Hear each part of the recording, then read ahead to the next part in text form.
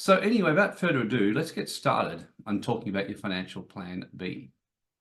So obviously this is educational information. It's certainly not any kind of advice. And we're not licensed to do so, nor do we want to do that because everyone's situation is completely different.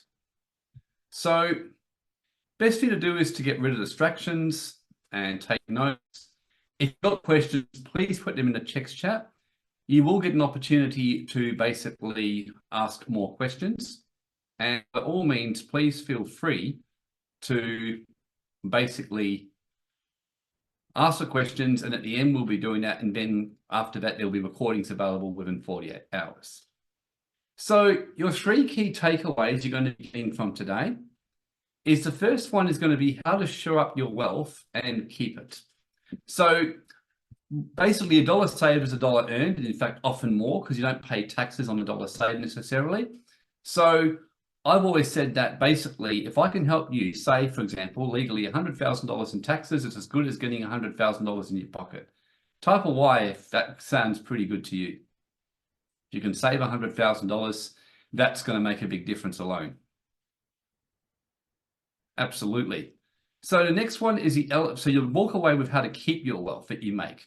Something which I might add, that one thing, having worked with the Rich 200 and different wealthy people over the years, one thing they all have in common is the amount of money they invest in keeping their wealth from governments, lawsuits, and all that kind of stuff.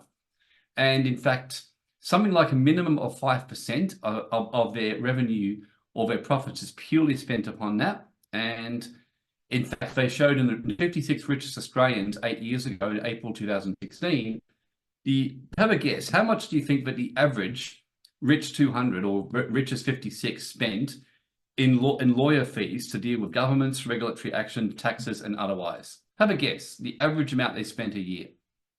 Put it in the chat. Let's see if you can guess.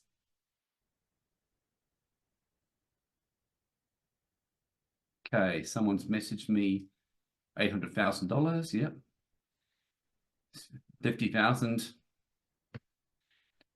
Zero viewpointing. Keep in mind, what I'm asking is how much do you think they spent with lawyers and tax experts? Bob says 2 million. You're the closest so far, Bob. Anyone else? Anyone else want to take a guess? 1 million? The actual answer was 1.7 million.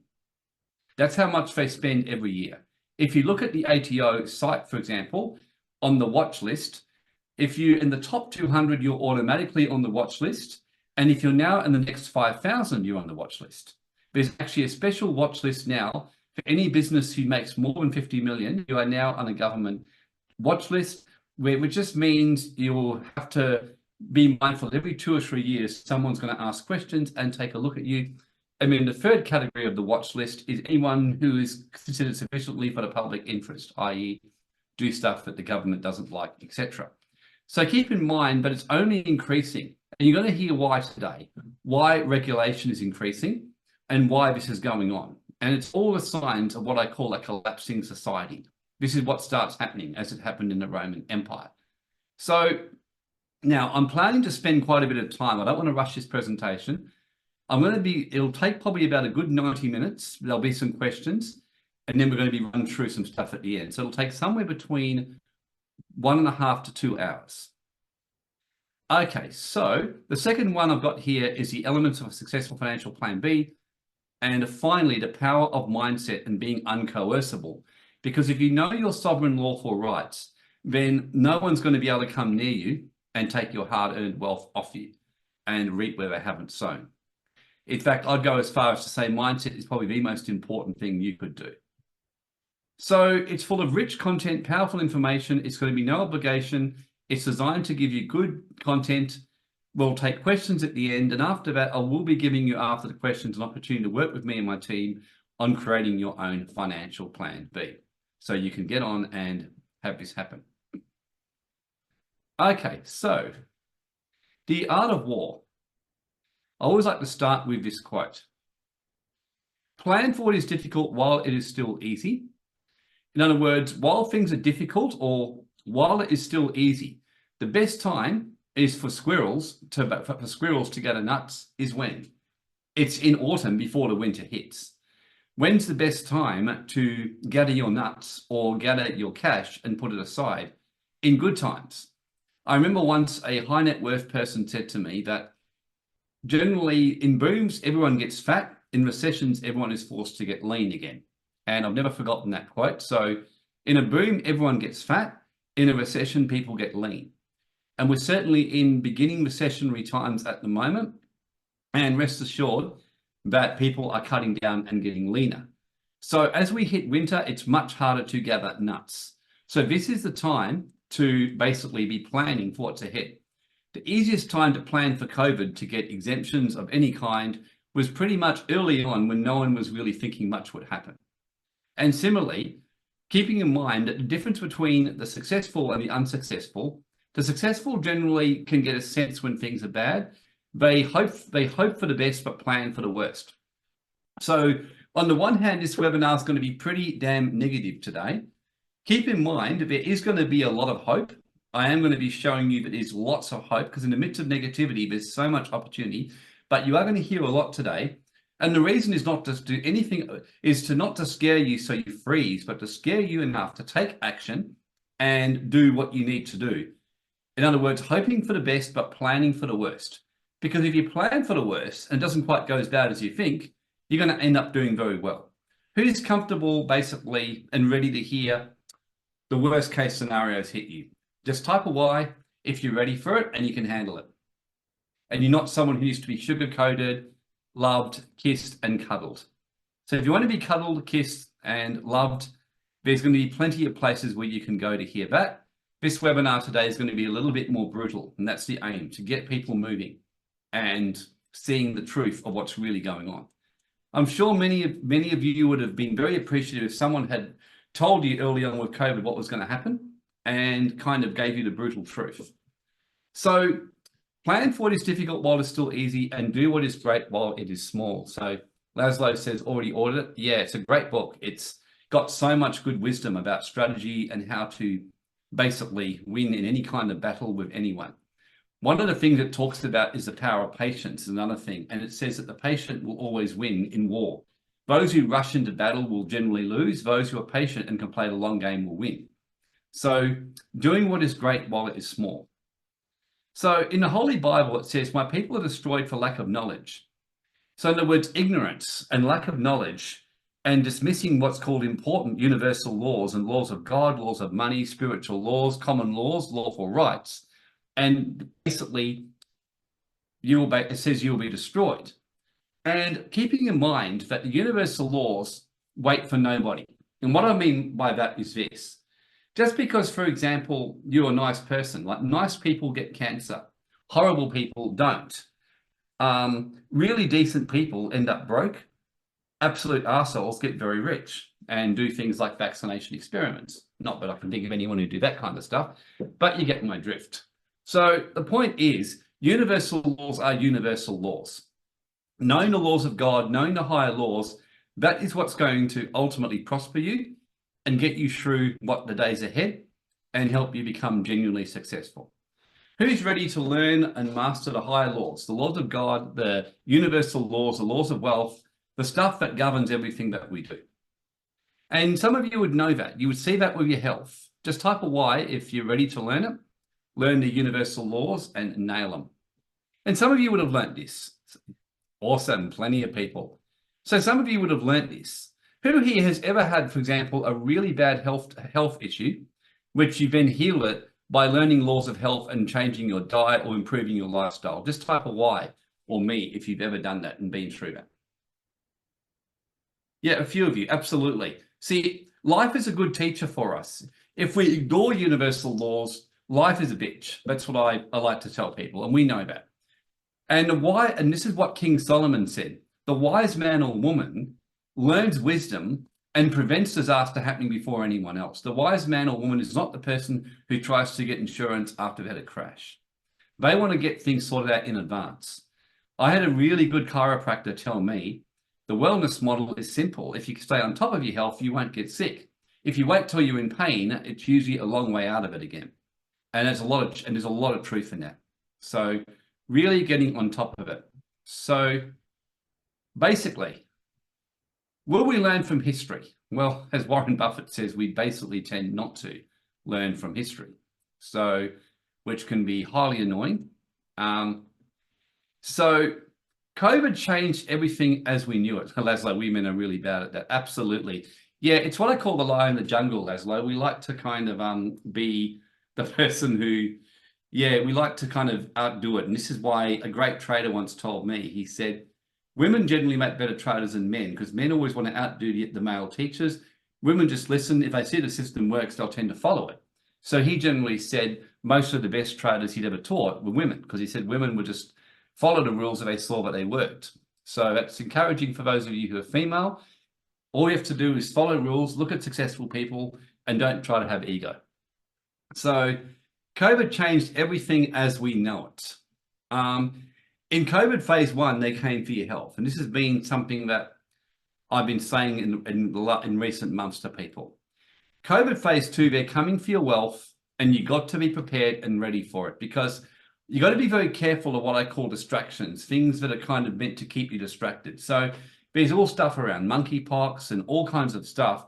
But ultimately, if you look at where things are going, it's the desire to get people onto a centralized grid controlled by computers, by software, by digital IDs, central intelligence, where everything from the monetary system is all through this digital system, which means at the stroke of a pen, the push of a button, the operation of an AI software, the naughty individual who breaks the system will be brought into line very quickly. So you've got to be prepared and ready for it. And you've got to make sure that you've got your plan B in place and are ready to take this and deal with it. So a bit about me and who you're dealing with.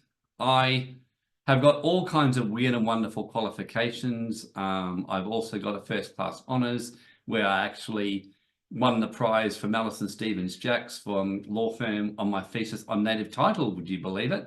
I always had a fascination with the dream time and Aboriginal like spirituality mythology. I loved it. As soon as I got my honours thing, I was keen to do something on that. I did native title and how it worked with the tax system after Mabo. And that was my thesis. And it was kind of a groundbreaking work at the time. I had a lot of fun doing it and learned a lot about native title.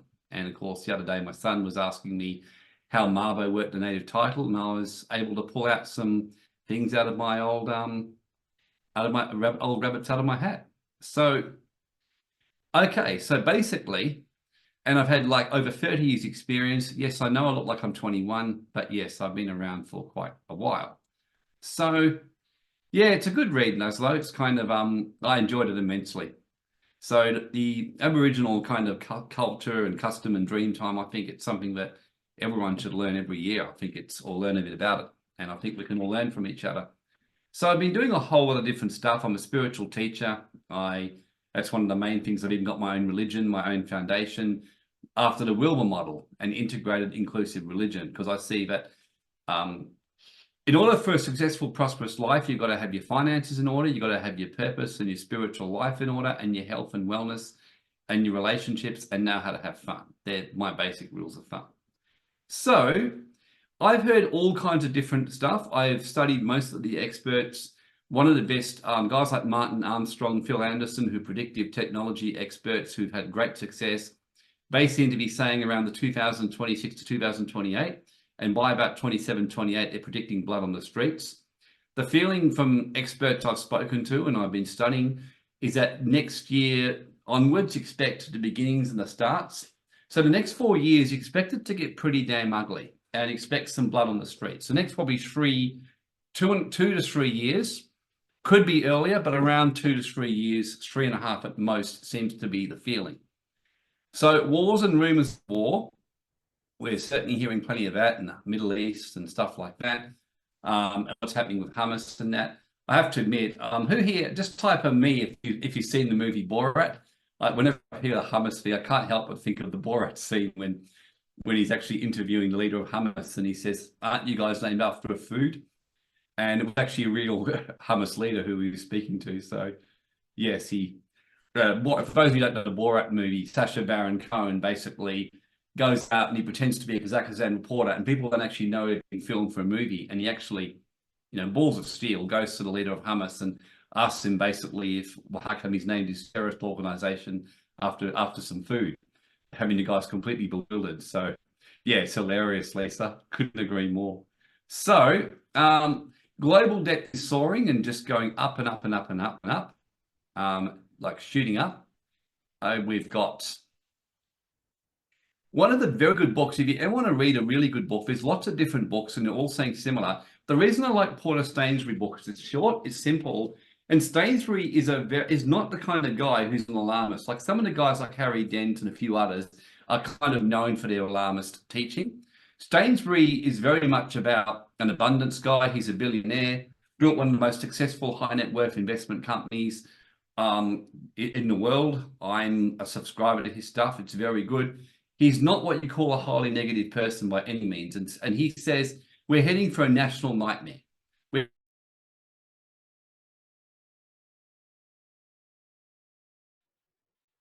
Hi, everyone.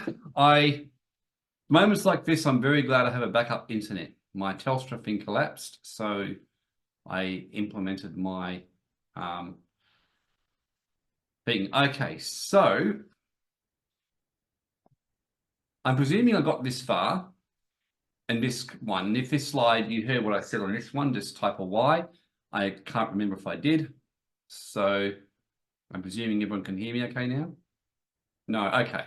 So basically what I was talking about, did you hear this part here with Stainsbury? Okay. So what I was saying was Stainsbury was a very high net worth guy, extremely wealthy individual, and a billionaire, and he's pretty much talked about a coming great reset I think the Great Reset's almost been overkilled and over-dramatized. But financial resets are a very normal thing when societies get out of control. So when cost of livings get too high, if you go back of history, and again, people just don't know history, that's my experience. So in the Great Depression, in Germany, in Venezuela, in most places, they end up resetting the currency when it gets out of control. So when things get totally out of control, cost of living gets too high, they just reset the currency and start again. In the original Bible, Holy Bible, for the Hebrews, they used a jubilee, which was every 50 years, a debt forgiveness and release of debt to get things back on track. So this is why we're talking about that. You can rest assured if Kamala Harris gets in, which I think is very likely, at some stage in her term, you will see a universal basic income. You have a soaring cost of living. I shake my head at how expensive things have become in Australia. It's remarkable what's happening. We can see bankruptcies and liquidations at a record high, and people are screaming out now more and more than ever in this regard. Our youth and society is demanding socialism. And when I say demanding, keeping in mind that the more young people I'm speaking to now are wanting to see property owners crack down on. They're wanting to see the system reset. They're wanting to wipe out what they see as the excess greed of capitalism, and it's growing. And the French Revolution happened at times, for example, in 1776, when people didn't actually ever believe that it would get so bad that the system would be that effectively they'd go after aristocrats. But the masses have a lot of power if it gets loud enough. Most of my family and others I know are very pro-socialism now at some level. So can everyone hear me okay, by the way? Just type a Y if you can. Okay, good, perfect. So all this sort of stuff, when you got people saying this, I reckon, and if we're talking about what Stainsbury and others are saying by 2027-28, rest assured that some kind of COVID phase 2 taking of wealth, reset of the financial system is inevitable. So it's always failed, mind you, if it's been socialism, but in spite of it, we keep doing it.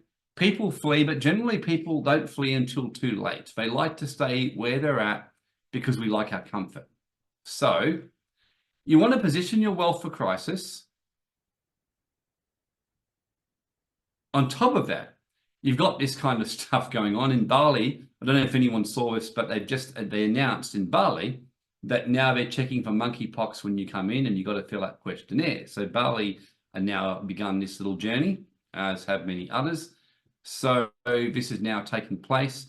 Again, I think these are more distractions than anything else. I think the real thing is this, and the aim to get everyone centralized. I think this is the real monster that's coming, and they're bringing in, because once you get people onto a centralized digital ID and digital system, then you are absolutely under the control and mercy of governments. And that's why I think with this, it's going to be difficult to avoid it at some level, but you certainly want a plan B.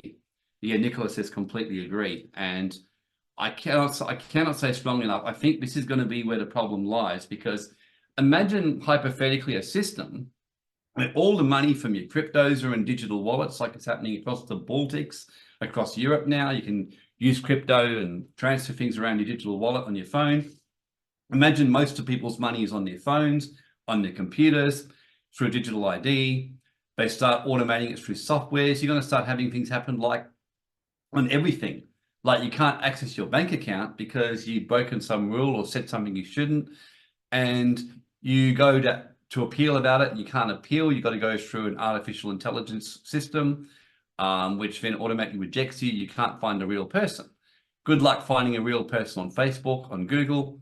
I recently had to get a second Telegram account because I've been restricted on Telegram. And if you ask me why, I genuinely have no idea.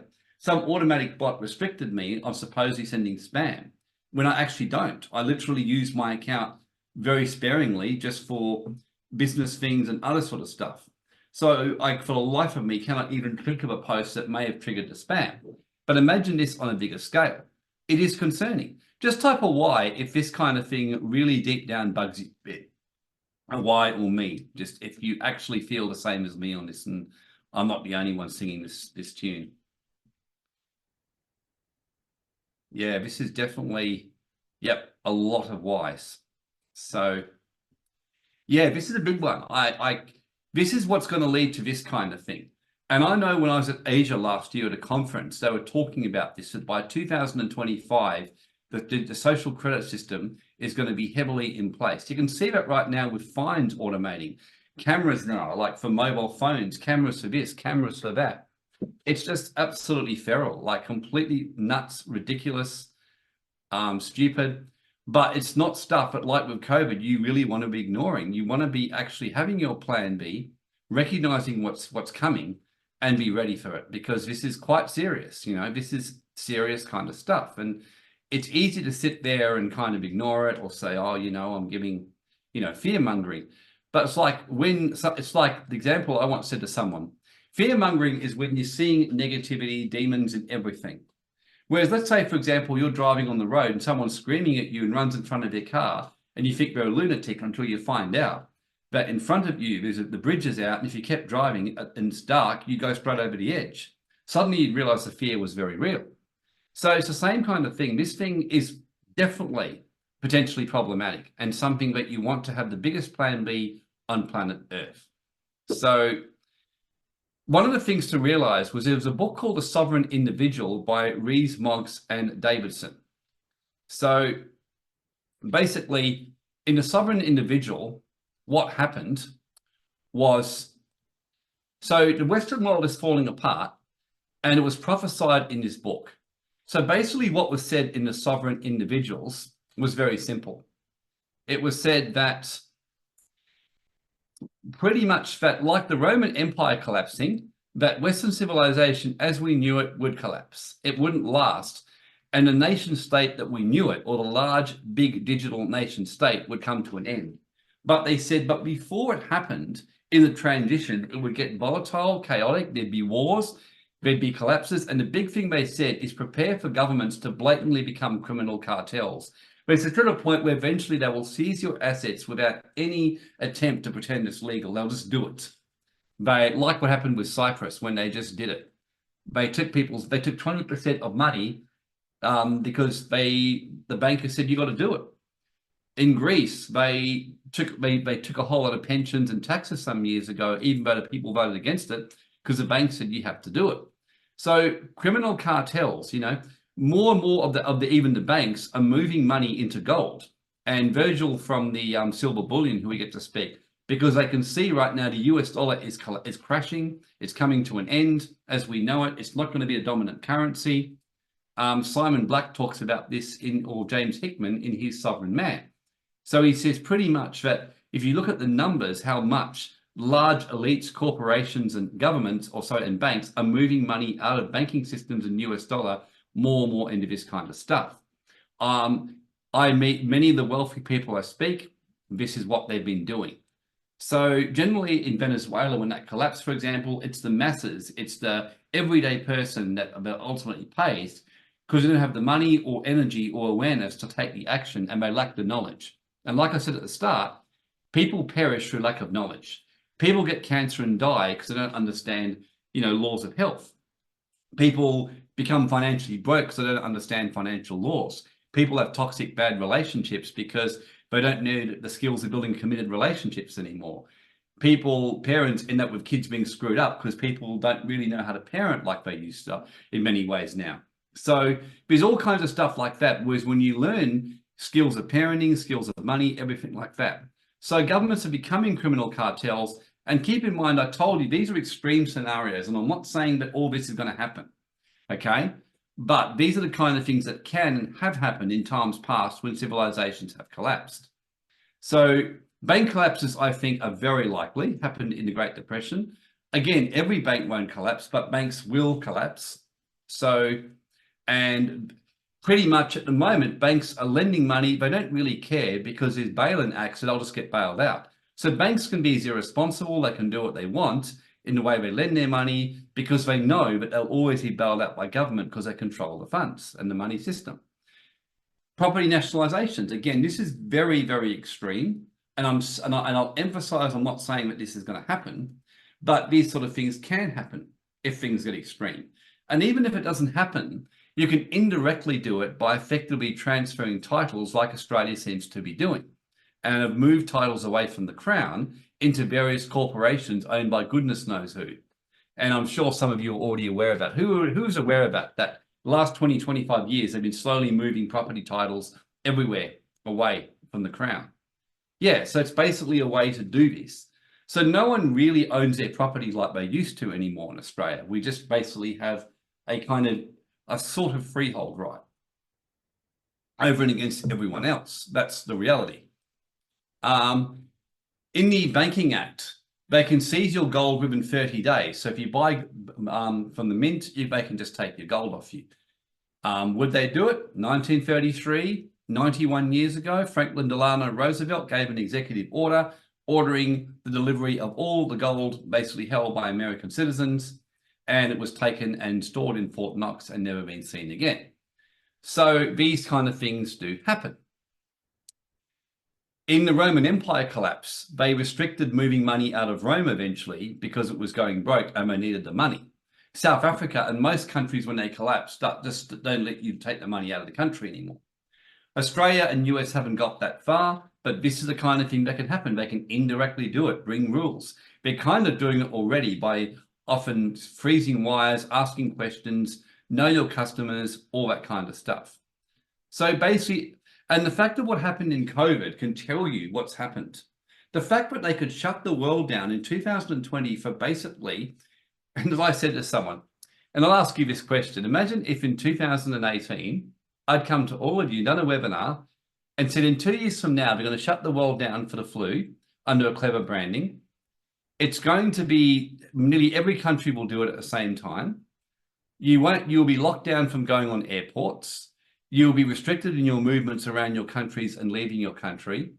They'll then bring in an experimental rushed vaccine that they will openly talk about as basically being provisional, where even the big vaccine companies will insist on indemnity and will come out and openly say that it's the experiment and they won't know for 5 years what's going to happen.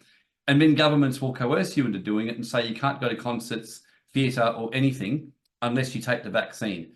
Just type absolutely in the chat if you would have thought I was an absolute fucking nutcase. Just type that.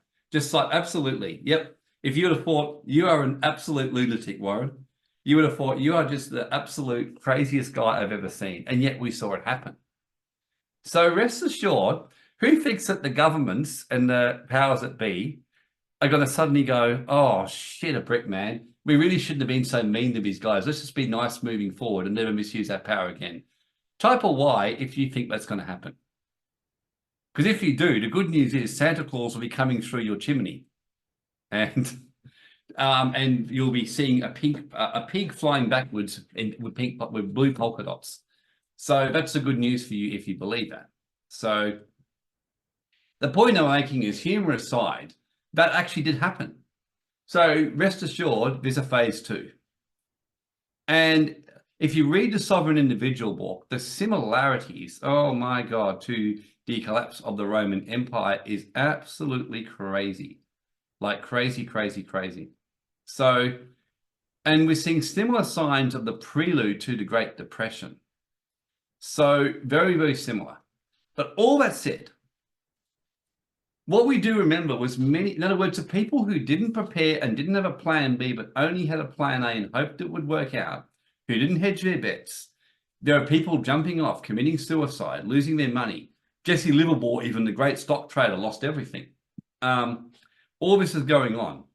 But there were people who cashed in and did really well because they had plan Bs everywhere. One of my favorite stories is Robert Kennedy, not the guy who's around now, but around then, was sitting in a taxi, I think about 3 months before the Black Monday collapse in October 29, and his taxi driver was trying to him, telling him what he should be buying and stocks and all the tips, and he made a fortune. And Kennedy said nothing. When he got back to his office, he rang his broker and said, "Sell all my stocks." Said, "The taxi driver's telling me this, then it's going to be over very shortly." So being prepared is the secret, and staying calm, objective, and being ready for it. And there's always this strange balance. A greater percentage of millionaires were created in the Great Depression than at almost any other time in history. And the reality is, in days to come, you'll either be one or the other, okay? And like I said, today's an ugly truth webinar. It's either going to be a sovereign or you're going to be a slave. You're not going to be in the middle. So generally when a civilization collapses, the middle class tends to drop out, and you end up with either doing very well for yourself or pretty much being a slave in the system. And the reality is the vast majority of people will be slaves. And unfortunately, like in COVID, I remember when a lot of people told me they were going to hold the line and not take it. And afterwards, I remember sitting with my sons and they said to me, "What do you think?" I said, "Oh, well, get it in the end." And they said, "Why is that?" I said, once they realize they can't go to the concerts, they can't go to the music, they can't visit Vanny in France, can't go to the brothel, can't basically drink their alcohol as freely as they used to, I'll just take it. I said, this is where people's mind tends to be at. And at the end of the day, doing the hard decisions isn't fun. I've been doing some hard planning myself lately, and I remember getting a backache and a soreness from just hours of work on the computer, organizing, shuffling things around, reshuffling, taking a very paranoid look on my affairs to make sure things were in order. So basically, to become a sovereign means you're taking a level of responsibility for your life and your finances like never before. So this isn't for the faint of hearted, what I'm saying today. And for most people, it's not, if you're not going to do it. Because sovereign means you govern yourself. You don't look outside yourself to others. You do what Jesus said in the Bible when he said, "The kingdom of heaven is within you." And it's one of my favorite scriptures, or one of my favorite little trick questions. Many people ask, "So where's the kingdom of heaven?" They kind of said, "Oh, it's kind of there or whatever." And I say, well, Christ said the kingdom of heaven is within you. In other words, that's where sovereignty comes. In the Taoist teaching, or in the, what's it called, Qigong, they talk about the Tan Tien, which is the center of basically your stomach, the center of your energy, the Tan Tien. So being in your sovereignty, and there's a time for you to prosper in abundance. And I'm not saying you don't, but in autumn, although squirrels are still enjoying it, they're also gathering nuts. So right now, while we're in an autumn, moving towards a winter, this is the time to still enjoy, have fun, but make sure you're gathering your nuts. Make sure you're able to be adaptable and quickly realize if what you're doing isn't working for you, and being ready to take radical action and invest in yourself. And again, what I find fascinating is the high net worth do not hesitate to invest in getting their wealth shored up. It's the average person who doesn't. And it's time for you to have your plan B. Okay, so your plan B. So just type in the chat, are you why or no about how confident you are with your current plan B? Like how much percentage? Just type your level of confidence in your current plan.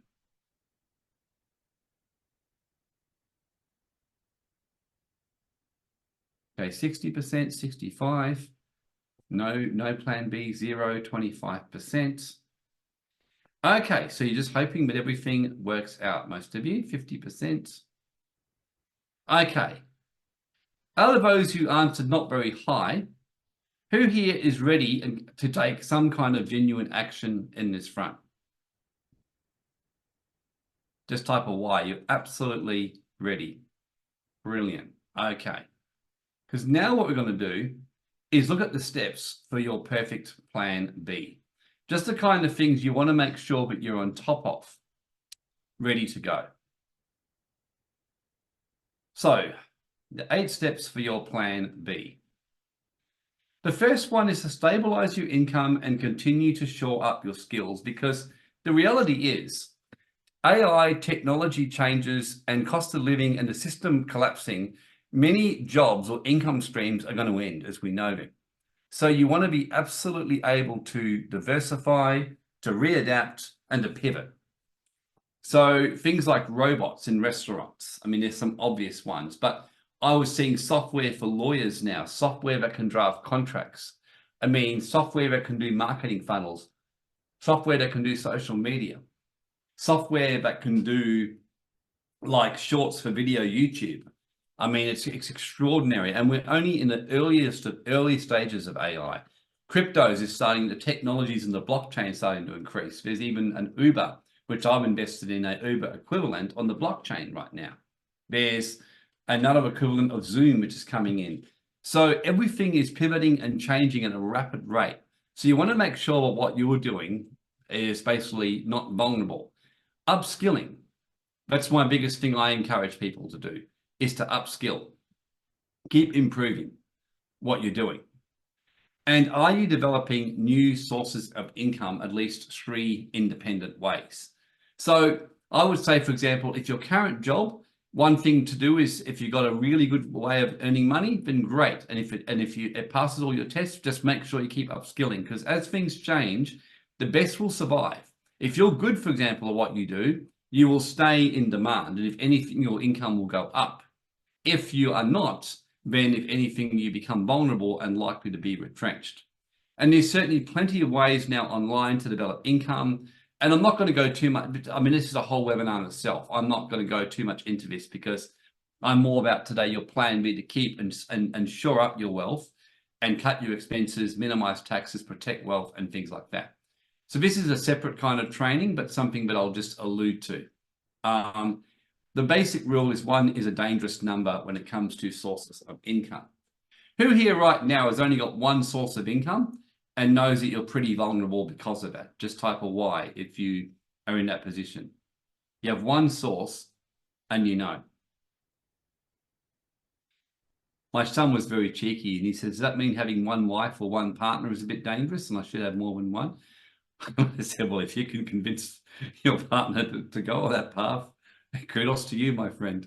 So one, as a general rule, is a dangerous number. So yes, but many of you have a single income, so you definitely want to shore it up. Number 2 is growing your nest egg using the balanced portfolio method. And again, part of the programs that we, sell with the Global Wealth Club, we educate people on how to do all this sort of stuff. We have a lot of good education on the balanced portfolio method.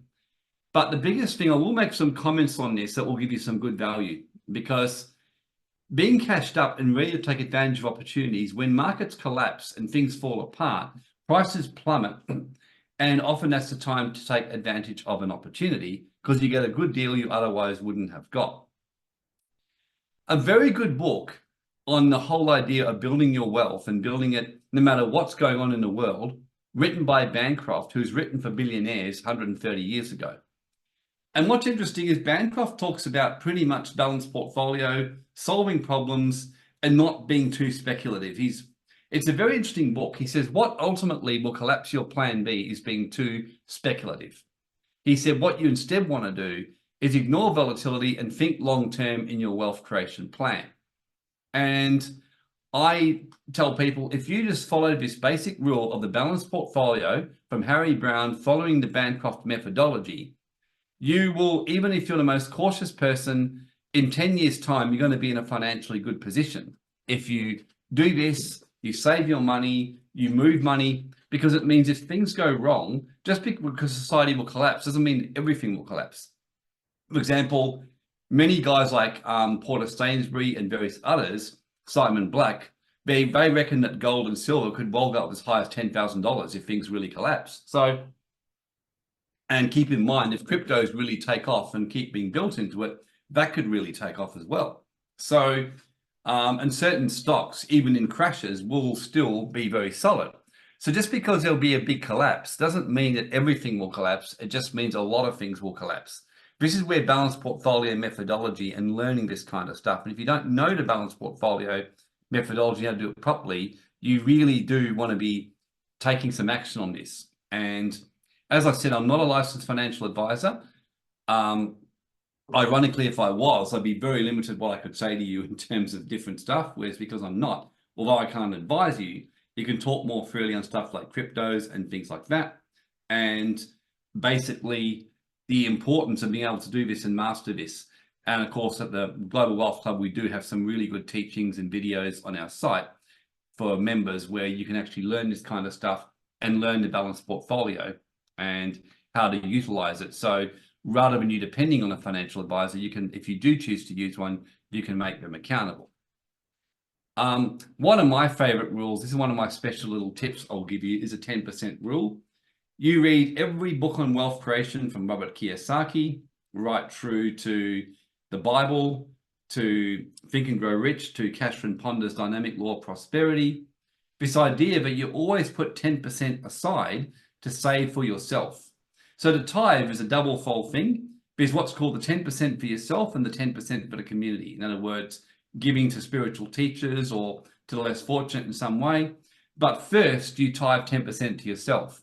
And in fact, John DeMartini, in his Financial Mastery, says people who follow the 10% rule consistently and follow the balanced portfolio methodology, he's never yet seen anyone not become financially independent within 10 years. He said that's the longest it's taken. Who here could live with becoming financially independent within 10 years? Just type a Y if you will raise your hand. I mean, it can be done quicker, but just simply following the basic rules of balanced portfolio and following the tithe. So the third one is staying on top of your expenses. And this is why tax planning is so important, and this is something that I'm going to be sharing a little bit more about as we go in the fifth tip. But, slashing your expenses and really getting on top of your taxes and things like that and staying within the law. So, for example, I'm a big believer in you cut your expenses, but not your lifestyle. In other words, find ways to be efficient. For example, you might go clothes shopping, but often rather than buy 10 outfits, buy 3 good outfits that are really good that you'll wear, rather than end up buying a couple that you won't wear, and things like that. In terms of food, I found that when I reviewed my food budget and what I was spending on, I was like, no wonder it's got so high. And I found a way to cut it back just by changing my eating habits, what I was doing, the way I shopped, and just things like that, while still eating the best of the best. I'm going to Europe, for example. I'm going business class, but I really worked very hard to look carefully into flights. I hired a travel agent to look into it for me, who's really good. Sure enough, because most places were quoting about between 10 and 12 grand for business class, I was able to get it for 7 grand on a special that was being run by Etihad. Things like that. Really, really looking into things and finding ways to slash your expenses, but not your lifestyle and things like that. So finding ways to be efficient. I always say review expenses quarterly. I found to my horror that I had an insane amount of subscriptions, which I still didn't need anymore. Things like that. So always regular budgets and cost reviews. So review your subscriptions regularly. Obviously, manage your debt and interest repayments. It's another one. So just stay on top of your debt. If you can minimize interest by using lines of credit or offset accounts rather than a credit card. So for example, rather than having money on a credit card where you're paying, say, 15 or 18%, you might take money out of your offset account and put that onto the credit card if you've got interest being paid. These are obvious ones, not the purpose of this webinar today, but just little things I'll throw in there. This is a very good book that if you haven't read this, type a Y if you've read this book, The Richest Man in Babylon. Very, very important book. One of the best books I've seen on this. He talks a lot about this sort of stuff, the 10% rule. He talks about the tithe, talks about the importance of staying on top of your debt. So I cannot say strongly enough that if you haven't read that book, you could do that. So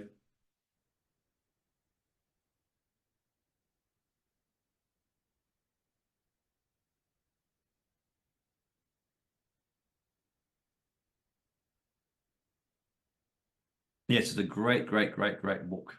So debt repayment, staying on top of that.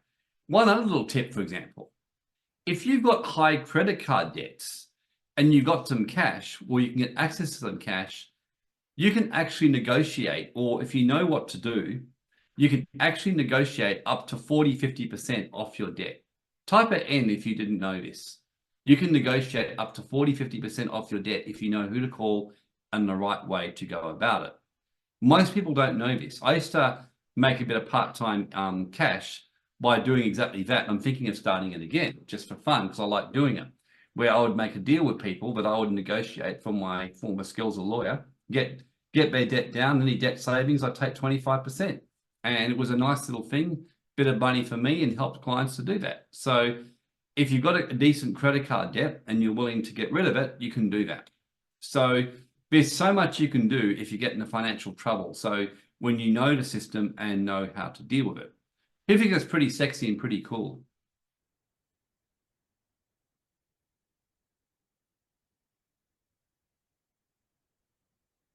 It's good, isn't it?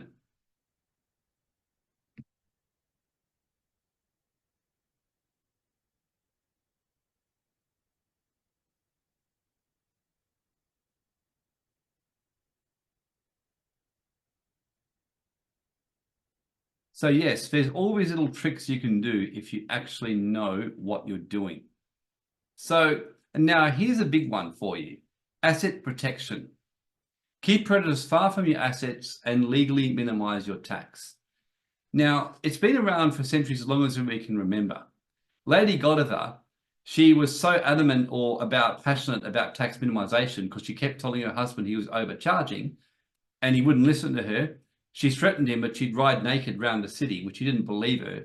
And she did. He was so horrified, and she said she will keep doing it till he cut the taxes on the peasants, and he hastily dropped the taxes. So who here would be willing to ride naked or get on your bike and go naked around your city to cut taxes? Type a Y if you'd be willing to do that. No, I'm not getting any Ys. Who would like to see me do it for the sake of the tax system? Leslie's laughing. Yeah, plenty would like to see me. Oh, you crude little people, you. No way, someone say.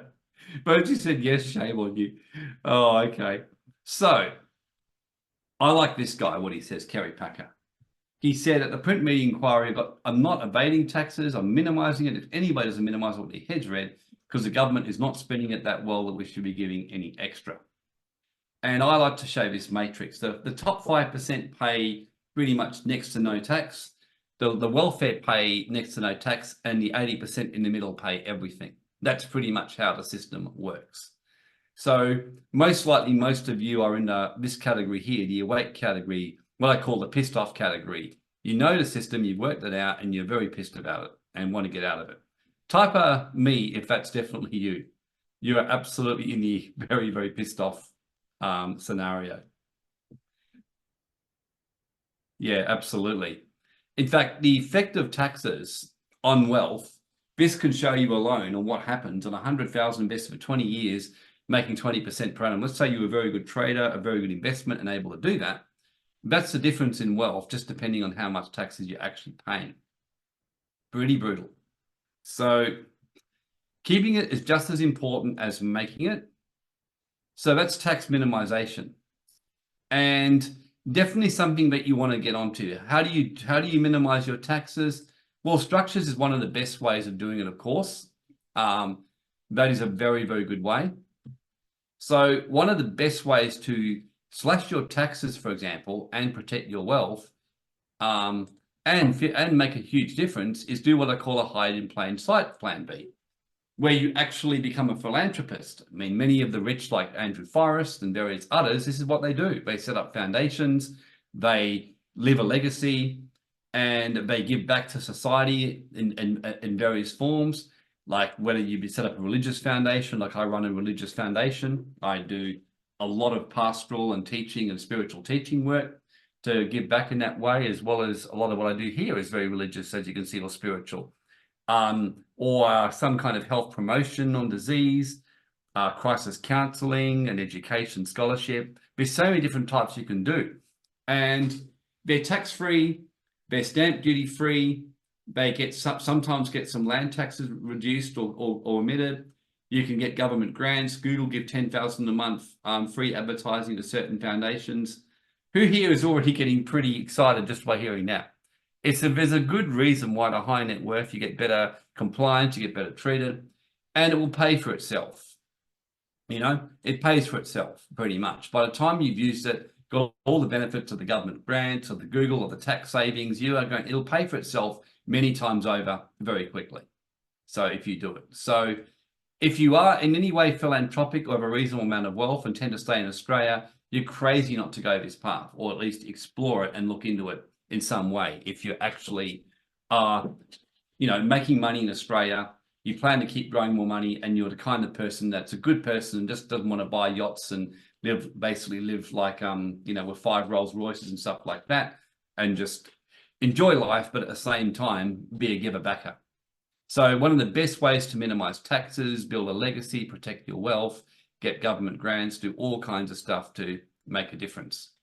So the other part of the 5th rule, which is about keeping your wealth, is asset protection, which is you just don't want stuff in your own name. You want to be penniless bum on paper, and you really want to keep stuff out of your own name. So you want to avoid using your own name unless it's absolutely necessary, or some cases where you do it. So actually it says, do good with our money instead of funding wars. Yes, actually, in fact, there's a lot of people apparently very unhappy now with the tax system and where it's going and the misuse of the funds. And this is what happens in society. When people feel money is being used well, they'll happily pay it. Hong Kong doesn't, for example, have hardly any instance of, people interested in doing much around taxes. They only pay 15%, and they pay 0% on foreign income. Same with Singapore, so no one really cares. So generally, when tax rates are fair, there was a Harvard professor who studied this. He found that people, were happy to pay. They didn't really complain. Once you start hitting 20% plus, he found people get very pissed off. So the magic amount seems to be around 10, 15% at most. 20% upwards seems to be the pissed off point. So shielding your wealth, avoiding using your own name unless absolutely necessary. Using like companies, foundations, trusts, or let's say you're a doctor and you have a spouse who's not. The doctor will obviously is at risk of being sued, but the spouse is not. So the spouse should control the assets. So one very good little strategy I want to show you is just a nice little trick. Because many say, but what about my home, Warren? What about the fact that I own a home in my own name? I mean, if I put it in the trust, I'll pay more taxes and it'll cost me a fortune in stamp duty. What do I do about a home in my own name where I have a crap load of equity? Is there anyone in that position? You've got a home in your own name and you have a shitload of equity, and you're vulnerable to being sued because you're in business or something like that. Yeah, there's a very easy way called a second mortgage strategy. And this is an absolute gem. This is something I learned when I was a lawyer, because often accountants and lawyers will say, oh yeah, now you've got to transfer it into a trust and then you pay stamp duty, capital gains. Could end up costing you 100 grand plus just to protect your house, or just leave it vulnerable. What if I told you there was an easy way to do it for 1/10 of the cost? Who'd be interested? For around 10, 12 grand at most, be able to totally secure your house. Yep. So this is how it works. You set up your own mortgage. Now, you will need lawyers and various things involved and a whole lot of different stuff, but essentially you become your own bank.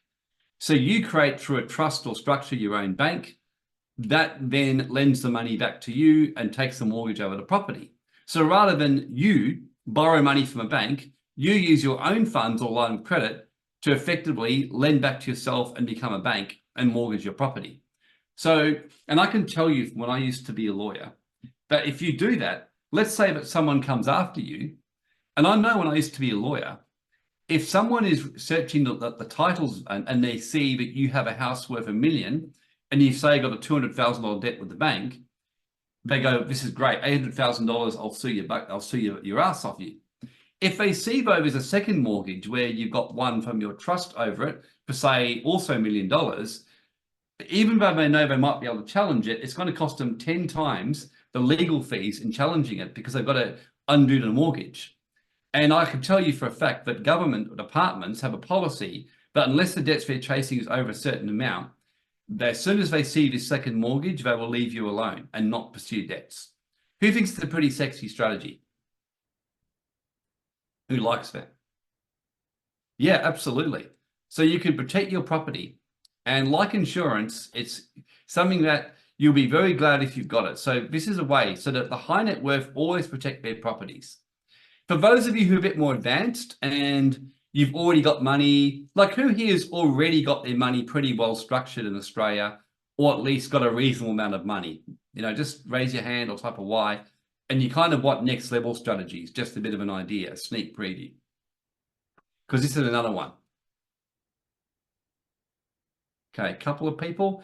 Yep. The other thing you want to protect, and I'm big on this at the moment, is what's called jurisdictional risk. And a lot of the elite are doing jurisdictional.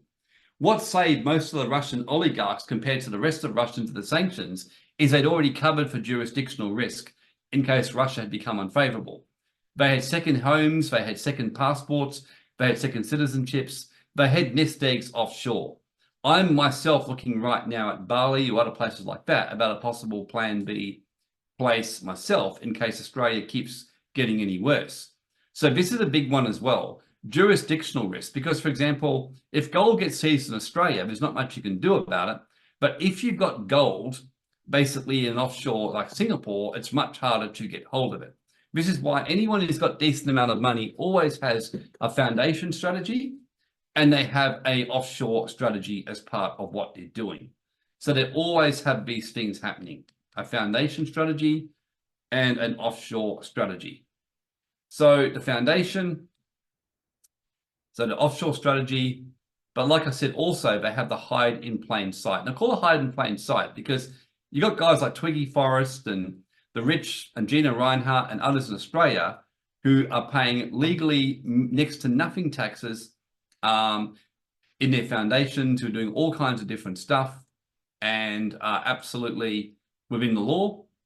And like I said, in 2016 April, of the 56 richest Australians, in a study by Pete Martin, journalist, just type in the chat, how many of them do you think paid tax? Of the 56 richest Australians, just type in how many you thought did. Out of a number from 0 to 56. 0, 5%, none. Most of you say none. We'll give you a clue, it's not none. 2, bingo, Adeline, well done. It was 2 people. 2 people, basically in total. 54 paid none, 1 paid 4,354, 1 paid 54,000. But on average, they paid $1.7 million a year to their various advisors and things like that. So they're very aware of the system and how it actually works. So who's going to just type out me if you plan to take some serious action around foundations, offshore or structures, or doing a real plan B around your wealth to protect it and to put things in place? Excellent. A few people saying us, yes. So absolutely. So the 6th one is create passive and residual income for your future.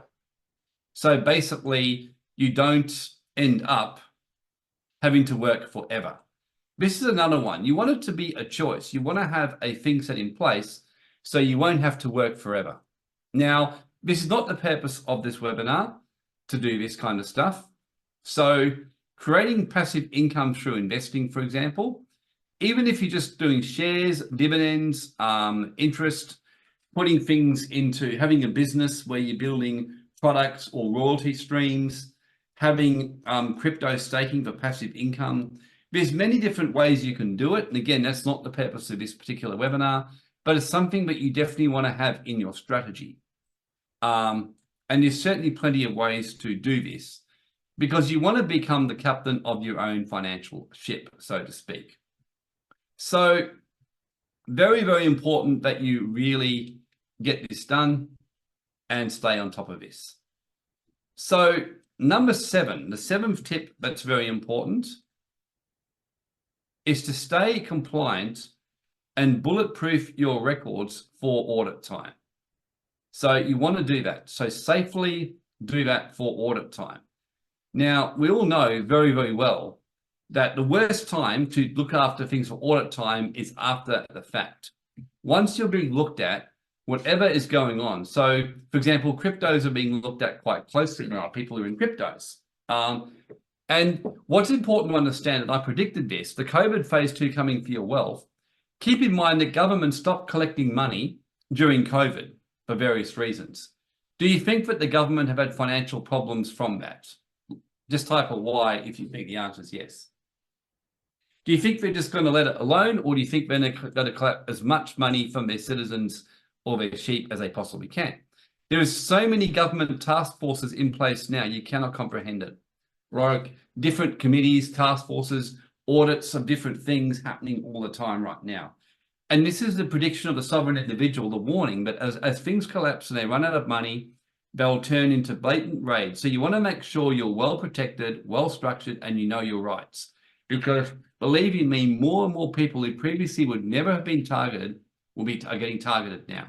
Even foundations that never really got reviewed before, although they still get more favorably treated, there's much more reviews happening of foundation now and focus than there used to be, because the growth in foundations is astronomical in Australia, to the point where the Charities Commission wrote a letter to everyone who are accountants and experts apologising, saying they've got a 3-month backload at the moment in approving them. In other words, many are realising the system is breaking down and moving that way. Then, of course, what they're doing is heavily attacking the private foundations.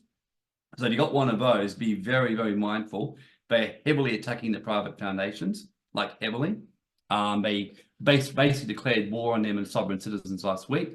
Public foundations, no problem at all, but you have to make sure you're running it properly and fully compliant. So I just tell people they are looking more closely at public foundations than they did before now. You definitely want to get it set up correctly. You want to make sure it's compliant. You want to make sure you know how to run it. And by and large, you'll be far more favorably treated than you will in a normal structure. But still, you want to stay compliant and let other people be the patsies for the government getting their cash. And you want to make sure you're keeping your accountant accountable and your financial planner under your terms while you want to be educated and know this stuff. All the wealthy I've worked with are very aware of tax laws and laws of finances, and they only engage experts to help them out and just bring their expertise, like I do with my health. But ultimately, my health belongs to me. And having really good record-keeping systems, I have that kind of stuff. And ultimately, you want to have your top tax expert. There's a good reason why the Rich 200 all spend a lot of money every year on experts around this kind of area. So those of you who've got a lot of money and got a lot of wealth and kind of want to talk to people, then you definitely want to make sure you've got an expert you trust and talk with. And at the end, you'll certainly be getting an opportunity to have more of a chat with us if that's you. Who thinks they'd like to get some kind of guidance more in that area to really make sure you're well protected and slashing your taxes and making maximum wealth? Just type a me if that's you. Like definitely your interest.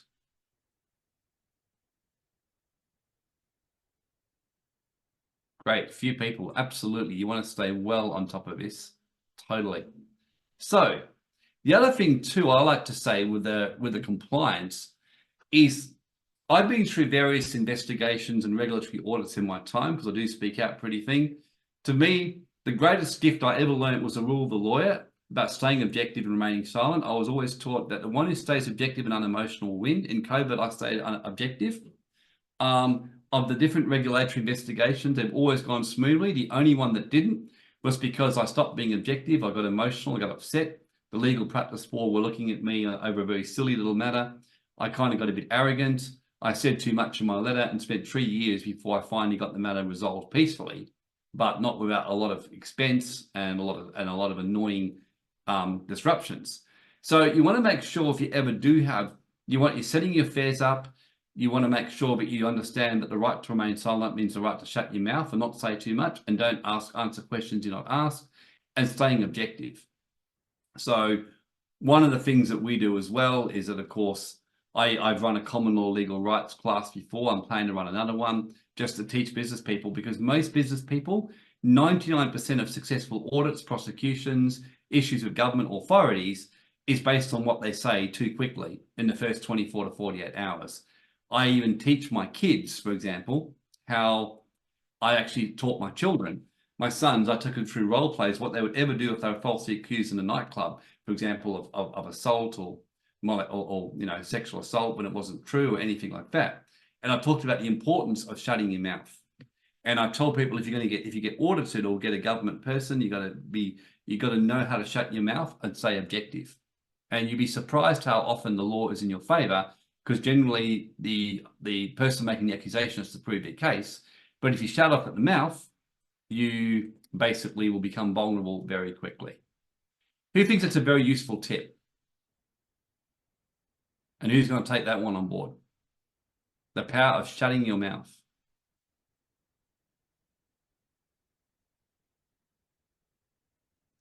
Excellent, most of you, good. And the last point is to master your mindset to attract prosperity. A very good book I would recommend that everyone read if anyone's into this. We do actually in the Global Wealth Club teach about the laws of the subconscious mind, and we run a manifestation program, and I think that's created me more money than anything else I've done. The skills of manifestation, how to direct the subconscious mind. So we've got some stuff at the Global Wealth Club on this that teach people this.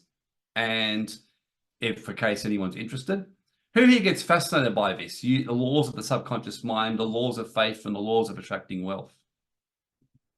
Yeah, it's fantastic. It's one of my favorites. So those of you interested in that as well, you'll be able to reach out to us as well. We do have free trainings and free programs that teach people on this area.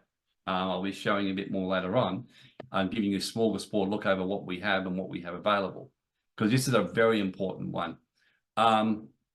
In fact, I'll just quickly show you now. We have my side thing I run is all about this. This is one of my main things that I'm probably doing even more now than anything else, is the awakening within, helping people to awaken their innate manifestation and power within them. So we even have a blueprint of manifestation using ancient mystery school secrets, for example. Who thinks that's pretty cool?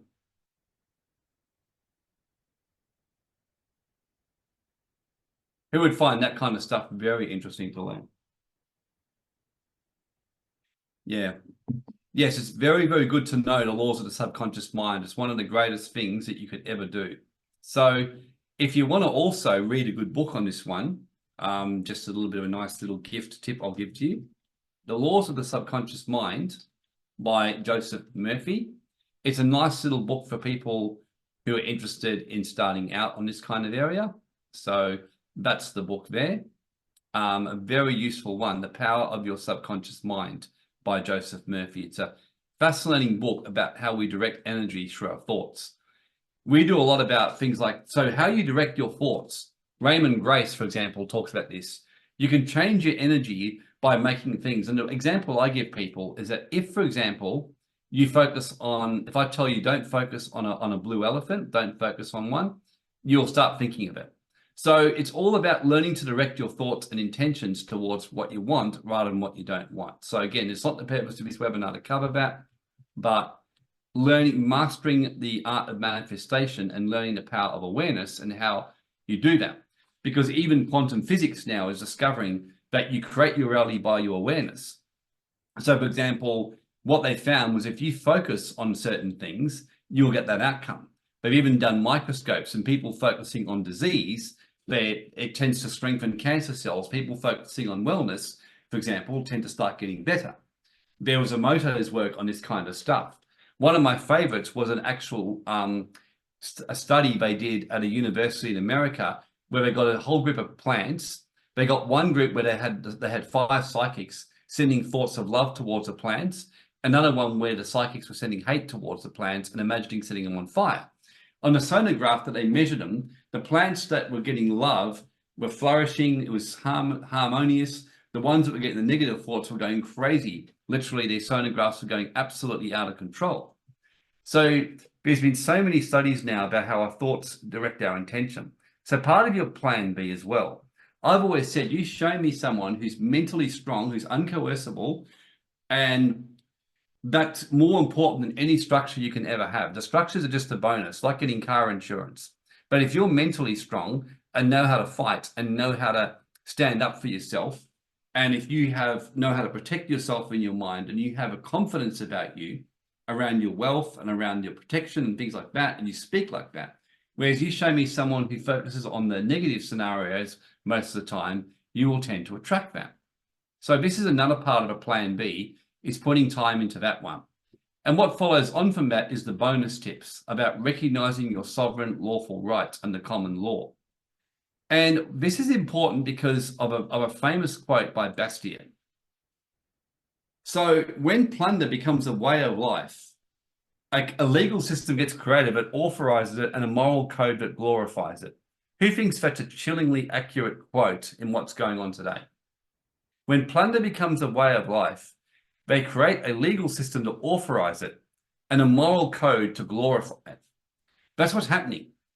A legal system to justify COVID, to justify outrageous stuff that was done to people's bodies and human rights. Taxes that are outrageously high. And Bastiat puts it really well. He says it may be legal to tax someone 75%, but it's absolutely unlawful and it's basically theft. Or it may be legal to force a vaccine into someone's body, or have something like Section 158 of the Public Health Act in WA, and I don't know if anyone's actually seen that awful provision, but basically there is an extraordinary provision about vaccination, for example, that's completely legal in Section 158 of the Public Health Act. And this is what it actually says, that they have an authorized officer can remove anything, including underwear, that the relevant person is wearing, if it's necessary to enable a medical thing or treatment, or to enable the person to be vaccinated, and the relevant person is given a reasonable opportunity to remove it himself and refuses to do so. In other words, it's legal authority to violate your body. So that's legal, but is it lawful? I mean, who didn't know about that provision, by the way? That's actually in the Section 158 of the Public Health Act in Western Australia right now. It's horrific, isn't it? And so we got tax laws that are just as bad. So this is why, more than anything, you want to be uncoercible. And the biggest thing at the Global Wealth Club, in fact, the whole Global Wealth Club and Awakening have been started to help people become, know your sovereign rights and to stand up.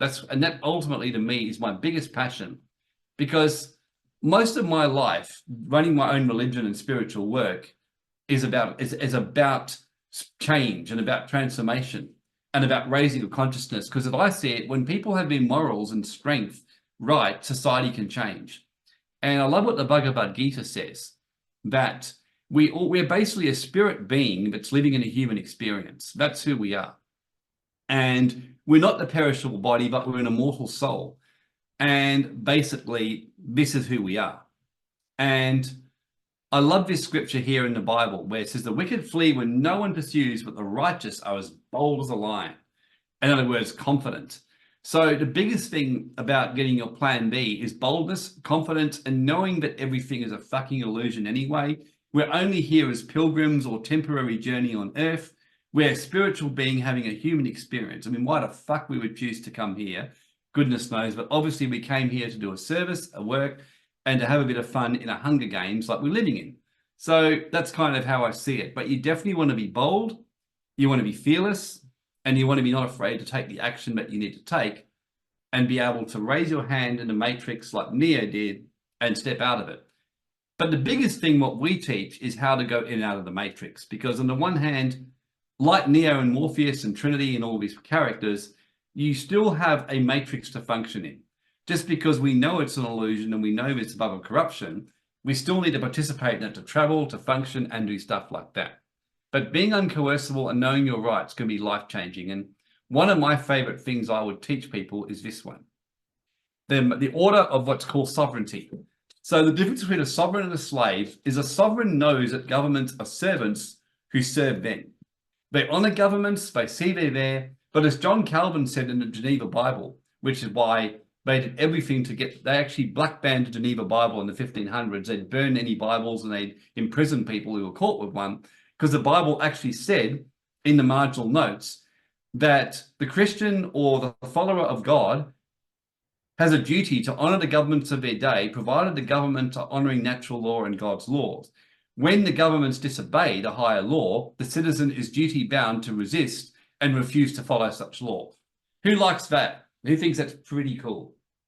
The citizen is duty bound to resist such law. In other words, once the law goes too far. That Bible verse helped me in COVID. I can tell you now. And the reason that Global Wealth started in April 2021, I remember the day when lockdown number 2 hit WA, or not number 3, and I lost it. I was just so upset. I was crying. I was throwing things across the room, screaming. And I basically walked out and I talked to my family and I quoted the Geneva Bible.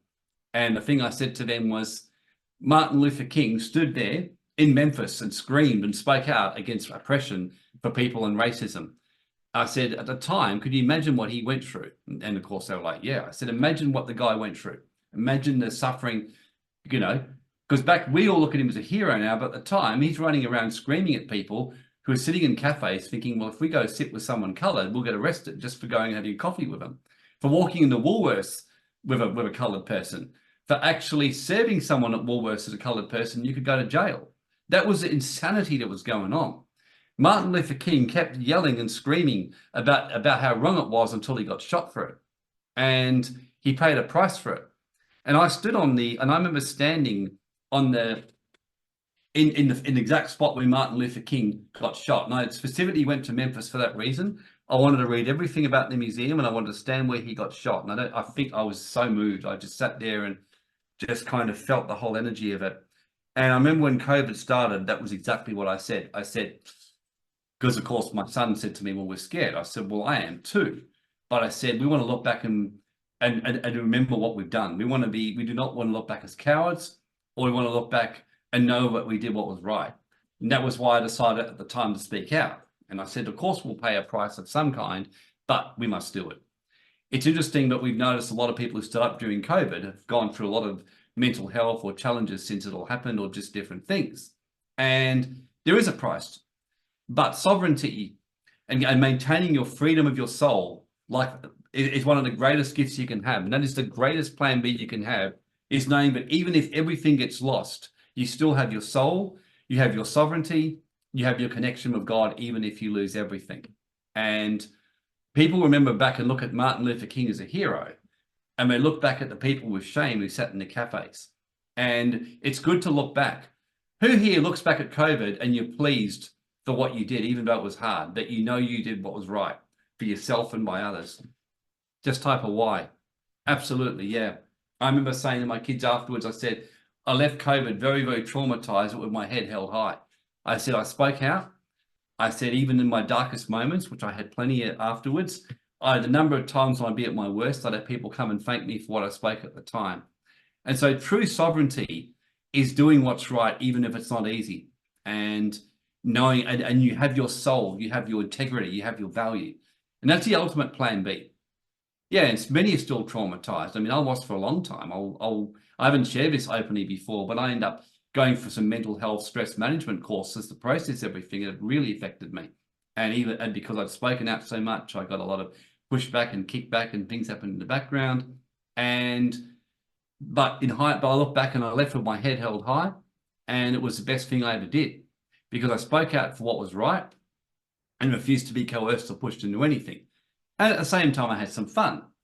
And I still remember, I had some good memories. I can remember specifically going into places that were anti-mask, just deliberately not to wear one, to practice pushing back. And one of my favorites was when I had a law firm try to force me to wear one, and I just showed them an exemption, which I had. And of course, they said to me, well, that doesn't work here. And I said to me, you're a law firm and you're trying to discriminate against someone who's got a disability exemption. And of course, they pissed themselves laughing and said, point granted, come in. So yeah, when you stand up and speak out and do what's right within your plan B, you feel good. So the plan B is recognizing things and having your sovereignty, having your integrity, and having that above all else. That's probably the biggest thing that I'm most passionate about to teach in Global Wealth Club. So who here would rate that whole thing about your sovereignty and your uncoercibility is probably one of the most important things in your plan or your path? Just type a Y. Yes, many of you, which is perfect. So now let's have a good look at what a plan B looks like. Just some simple things to summarize before we take questions. Think of it like insurance. Type a Y if you've got car insurance and you're hoping to crash your car this week and claim on your insurance. No Ys.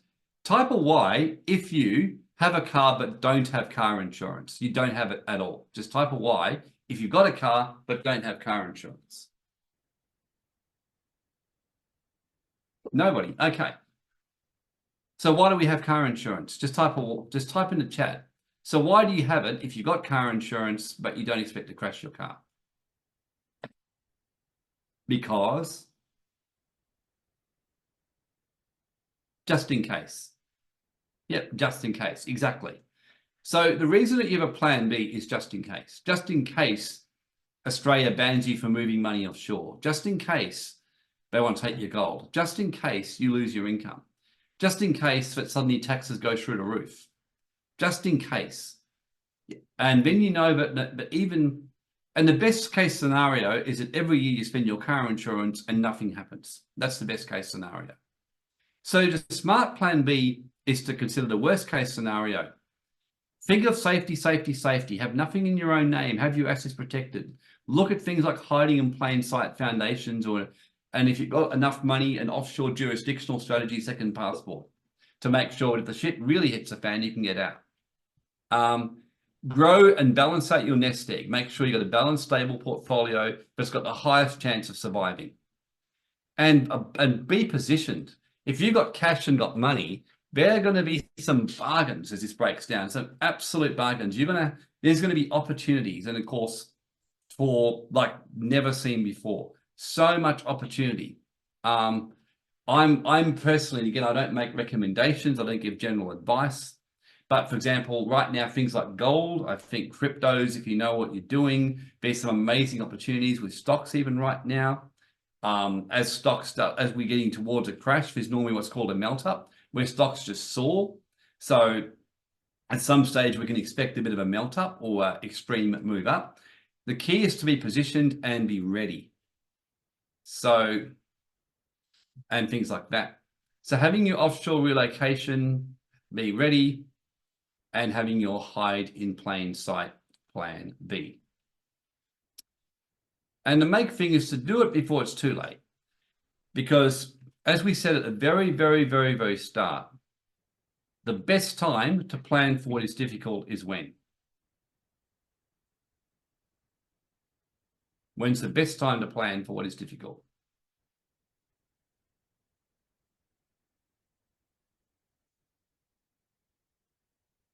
Now, while it's easy, before it happens. Plan for what is difficult while it is still easy.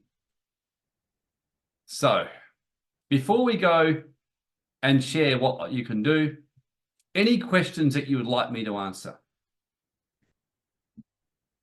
This is your time before we go through and share the options. So it's actually it's taken less than I thought. I thought it would take as much as 2 hours. I think this will be over in 10 to 15 minutes from now. So it's not going to take as long as I thought.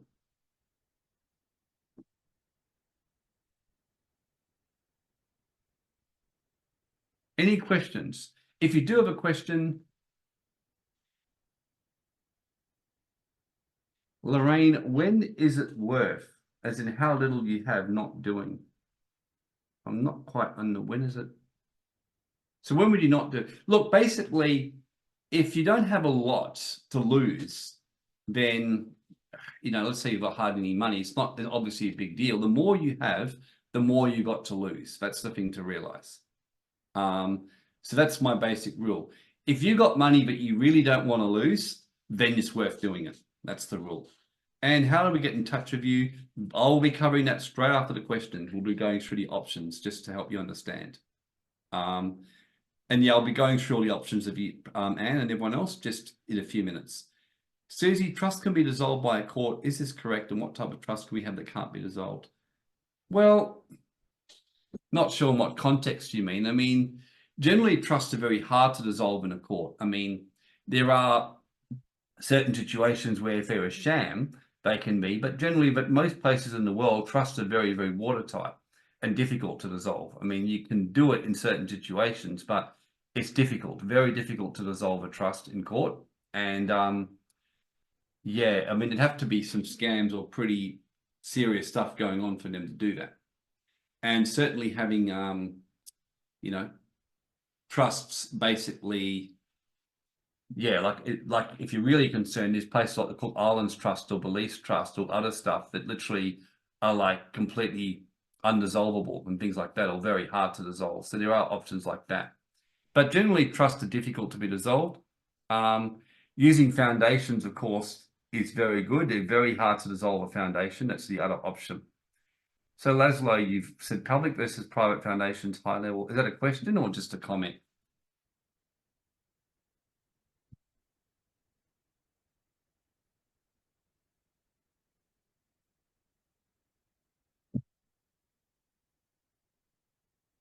Cook Island's still an option because of recent issue. The question. Yeah, look, basically, the biggest thing with private foundations to understand is generally I just tell people it depends on how serious you are about why you're doing it. If you're doing something because you believe in it and you want to fight for what you believe in, then yes, but just understand that setting up a foundation, strange noise.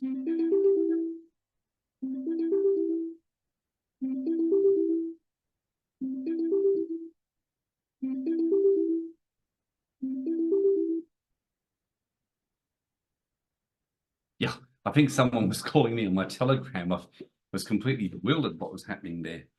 So basically, oh, sorry, that threw me. Okay, so I'm just going to get something up for you.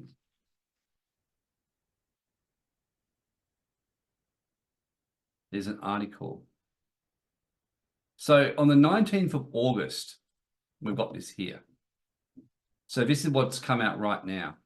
So basically private foundations has been pretty much in the spotlight and sovereign citizen. So basically, I'm just trying to find something and I'll show you.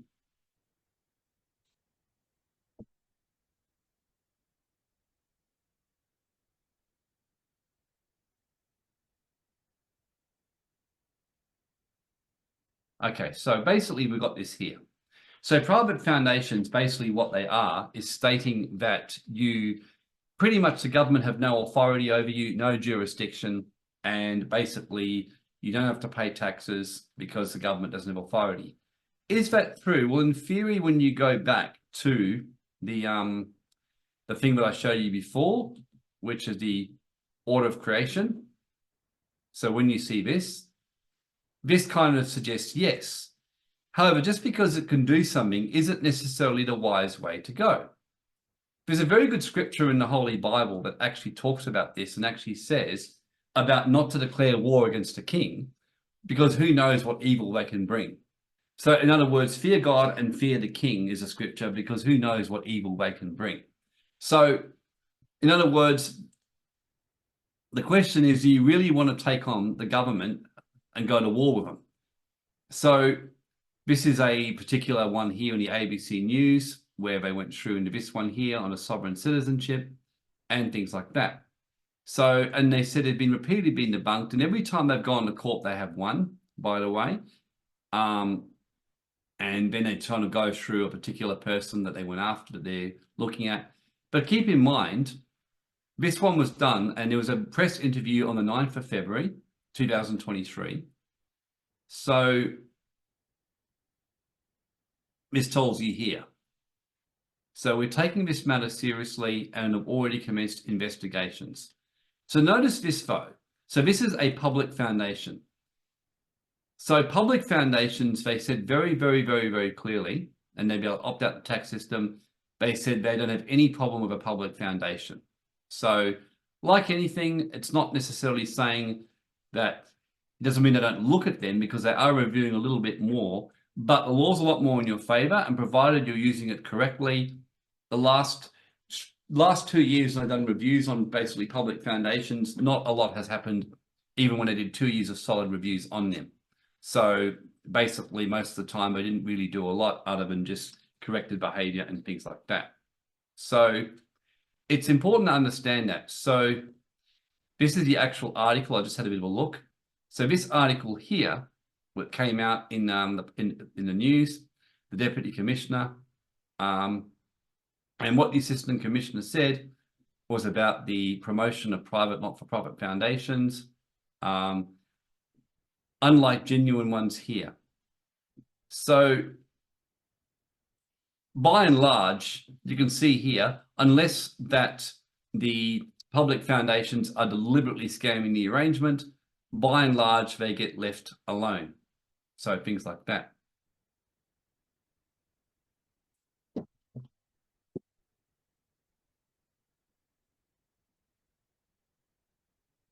So it says here, the government is very supportive of not-for-profits and it's critically important we remain vigilant.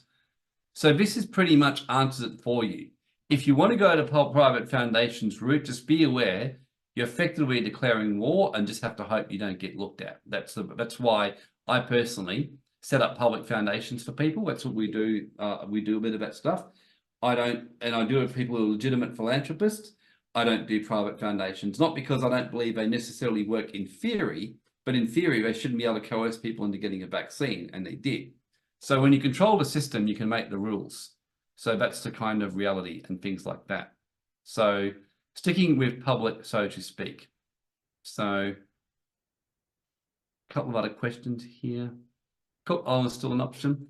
There's still an option, but it's like anything. There's about 200 different places in the world which you can set things up. So that was just giving an example, but there's lots of different places. So it depends on the time you're doing it and why you're doing it. Is it the wrong time to try and buy a block or small holding? Yeah, look, the short answer to that is I don't really give advice on that kind of thing because you don't know. The short answer is you don't know, or better to hold in the cash, gold, and silver. All you can do is look at the times. Like right now, are we in a time of peace or are we in a time where it's more turbulent? The answer is probably more turbulent. Are property prices very high? Yes. Is the world on the verge of war and unstable? Yeah. So that tells you and if you study what people are doing, cash, gold, and silver being a little bit more, people moving more into that. But the short answer is we don't know. This could go on for another 10 years, could go on for another 20 years. We just don't know. Okay, so let's just go through now, moving forward.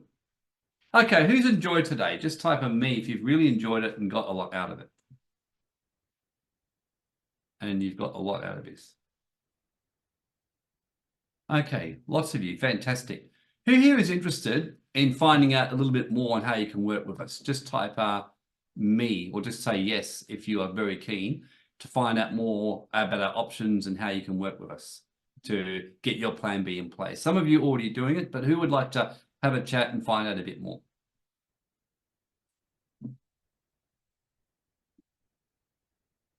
Yes, getting a few yeses. Excellent.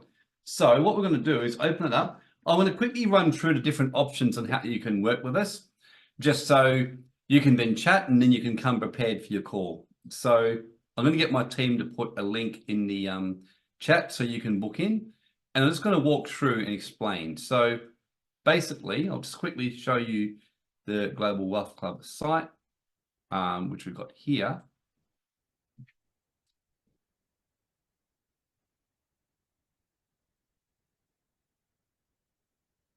Yeah, Frank, more interested in private trusts or hybrid? Yeah, then we're not able to help you with that, Frank. We don't do the private trust for the very reason I've showed you. You know, if you want to kind of go that route, you're better to go with people who do that and take that path. So basically, let's just have a, so basically with the Global Wealth Club, you can book in and get a consult with us. So for whatever reason, my screen's frozen. Just give me a sec, everyone. Sorry about this. Yep, okay. So, okay. So we've got 3 main programs that I tell people that we run at the Global Wealth Club. So 3 main programs. So to help you become captain of your own ship. This is a simple starter one. This is what I call the Foxtel subscription program, where this is about self-education. So this is more for people who just want to be self-educated. You can do a lot of the work yourself and just need a bit of a guide to follow through. So we have a pretty detailed system that we're actually improving and setting up. So we have on our site, in our Ignite Your Plan B, we're actually about to completely revamp this, so it'll be easy to follow. But basically, it walks you through everything about financial management. It gives you that. We're about to simplify this to really, this even covers the laws of wealth, the spiritual laws, a bit of everything in here. So this is kind of where we do this. We walk you through. You get basically the training videos. You get, from time to time, we run live classes you can come to, which normally people pay for. And we do an onboarding introductory as well. So people join in, you'll get that with me. If anyone signs up with this as a result of coming through here, you can definitely basically do this here with me. So this is our very simple one. So $9.97 or $97 a month. So that's just our starter program. The more common one, if you're actually wanting one-on-one and having a really good chat and coming up with a customized plan B, we have our accelerated program. That's where you accelerate your plan B. This one is to actually do a customized plan with you. So you get quite a few meetings with me and myself or Stephen. Stephen's our offshore expert. So if you're more looking for the offshore plan B, then Stephen's the guy who tends to do that side of things. If it's more the structuring and the taxes and the kind of general overall thing, it's generally more me. It's very similar to the Ignite, except it's got some advanced training. And the biggest thing is the one-on-one assistance, where you get a customized plan and you get things put in place. But again, we discuss all these in a free consult with you. This one, you'll walk away. This is one of those ones that you will save way more than you pay by the time you finish, because we will customize it, find savings for you with your structuring, your taxes, with everything else. So you will generally save a lot more than you pay, as well as being compliant. Although we do have VIP programs, but they're really for people who want more serious work. You're really serious about sovereign. Generally, that's only when you've done either step 1 or 2. We don't normally let people come straight in on that one unless they're really ready. So if you kind of got money behind you and you're just ready to get moving. The other one, of course, is if you're just wanting to set up foundations or do an asset protection strategy. This is especially where Accelerator is good. So who here, for example, is very keen to do an asset protection strategy or second mortgage? Just type a Y if you're very keen on that, or a foundation, or basically offshore. So yes, if that's you, definitely this is the program that you want to do. If you've already an existing client, like some of you are, then obviously message me separately and we'll have a meeting to go through it if you're already a paid existing client. So this is how this basically works. What we suggest you do is to just simply book in for the free consult. And like I said, I'll do that consult with you personally if you book in from this webinar, just because I'm not really doing it at the moment. I'm getting someone else to normally does them, but you'll get it with me personally, provided you book in pretty much straight after this webinar. In other words, by tomorrow, I will make sure I personally do it with you if you do it by tomorrow. So this one here is where you can complete the form and let us know what you're looking for, and we'll go through with you. So these are our emails. In fact, I just realized that those emails aren't working, so just fix them up. So thank you very much, everyone. So who's going to be booking in or having a chat with us further? Just let me know. Like I said, existing client, just email me. If you're not, just complete the form. Awesome. So like I said, if you complete the form by tomorrow, I'll personally do the consult with you. So thank you for attending, everyone. And I look forward to seeing you around. And thank you for listening in. Anne's already completed the form. Wow. A few people, someone else have already completed the form. John, okay, thank you. Okay. Thanks, everyone. Great to see you. Bye for now.